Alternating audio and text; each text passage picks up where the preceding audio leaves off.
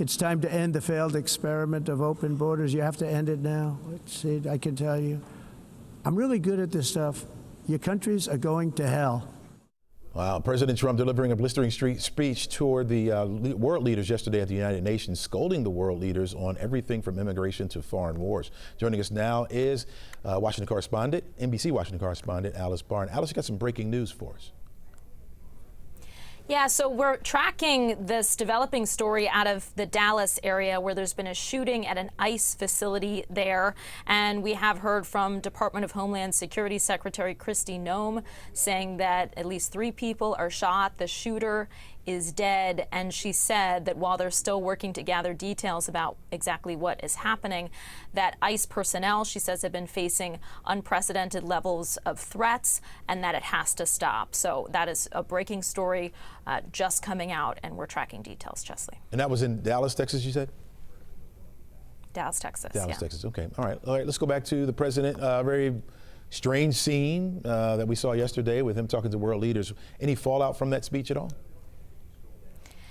Yeah, I mean, this is one of those times when, you know, President Trump has sort of alternatingly expanded some of his relationships with foreign leaders. He's spoken a lot more positively about NATO, that alliance, since European allies in NATO have started to pay more toward their own security.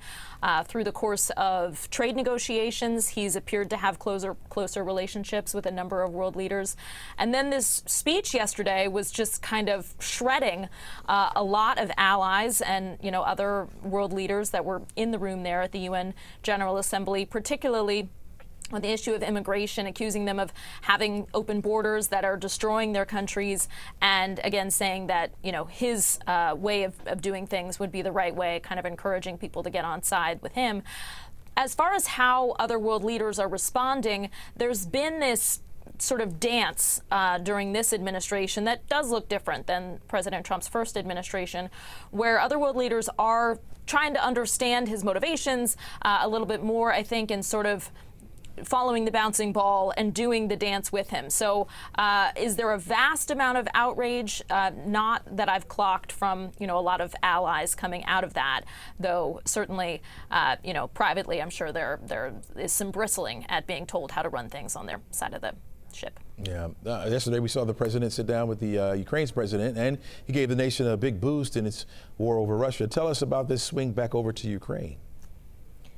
Yeah, this was really notable. So President Trump met with Ukrainian President Zelensky on the sidelines of the UNGA yesterday, and he had a apparently positive meeting. Was they exchanged discussions about the direction of the war in Ukraine. And afterwards, President Trump wrote on social media that he believes that Ukraine, with the support of the European Union, is in a position to fight and win all of Ukraine back in its original form, including that would be all of the territory that Russia has seized, some 20% of the territory of Ukraine, and that President Trump has previously said that he thought that Ukraine needed to kind of get realistic and be ready to hand over a lot of that territory. So this is a very big shift from the president, one that Ukrainian President Zelensky has applauded and that Russia is certainly rejecting already this morning, but remains to be seen how far he'll go in support there and if there's another twist coming around the bend, Chesley. All right, Alice, thanks so much for that information and for the breaking news, letting us know. All right, thanks so much.